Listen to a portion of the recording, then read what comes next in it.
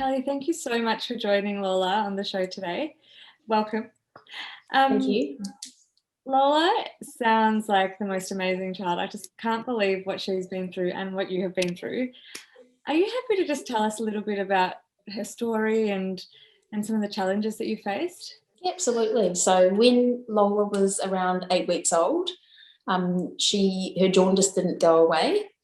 So we went to, different maternal health nurses and doctors until we got referred to the Royal Children's Hospital, which was when they did some tests. So at that point, I thought she may just go under a light. From what I knew from jaundice, you might just go under a light and the jaundice will go away. But their further testing, they confirmed that she had a condition called biliary atresia.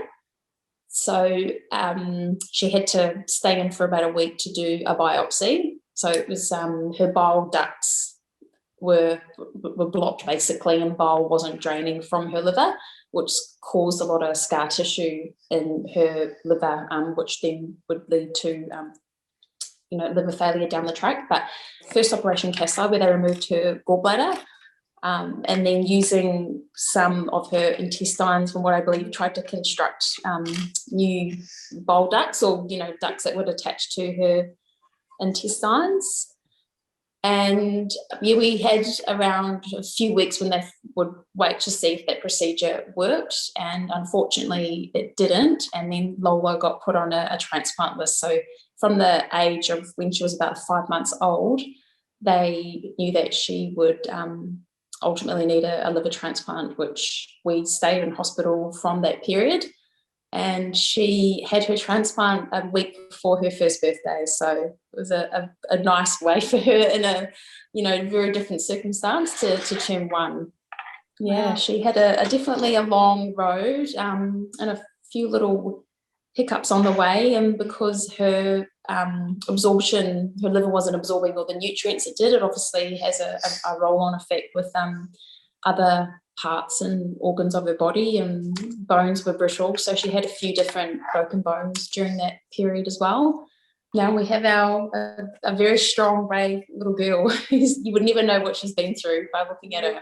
Well, that's the thing, you just don't even know, like there can be so many children out there who have been through these humongous things and you just have no idea. So that's testament to you both, and your whole family. It's obviously been a huge challenge for you, especially in those early days.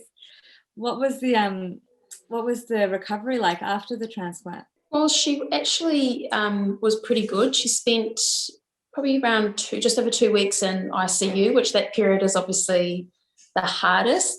But post, leaving the hospital, she just came leaps and bounds and started to do things really quickly. And I think being, children are so resilient as they are, and they just heal, not knowing what they have been through. They're just ready to kind of get out there and start doing things. So the recovery was amazing, and she didn't know anything she had been through. Oh, that's incredible. Yeah, she is.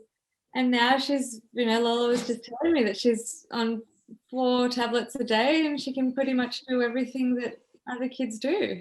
Oh, yeah, she absolutely can. So there's nothing that she's restricted to do. I think if anything, her specialist might tell her to avoid high impact sports just because of the graft.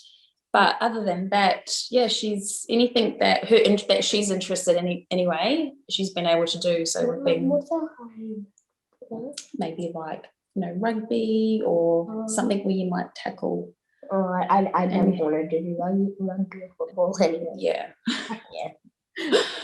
So she did have a little incident. She is doing gymnastics, and about a year and a half ago, she did break her arm again. So that was her 5th break that she had. So she had a little bit of time off, but yeah. And with infections and stuff, you have to be super careful, especially with all this COVID going on at the moment. Yeah. So Lola wasn't able to get vaccinated. So she's had her. I can get vaccinated against. I can get vaccinated against flu and meningococcal, but not anything like Lion vaccine. like measles or chickenpox. I can't get vaccinated against that stuff. So Yeah. she's a little bit more susceptible to cold and flu, but in all honesty, she gets a cold and she'll recover quicker than me. So there's your immune system actually, after all, isn't very. It's not that at all. So we keep on catching cold off each other, but it takes Mum forever to get over it. it does. And me only like a few days. Oh, that's amazing. That's another reason why it's so important that everyone around you is vaccinated, because then we can help protect people like Lola who Yeah. do these vaccinations. Yeah, definitely. So yeah, we definitely rely on that to a certain extent to make sure she's protected.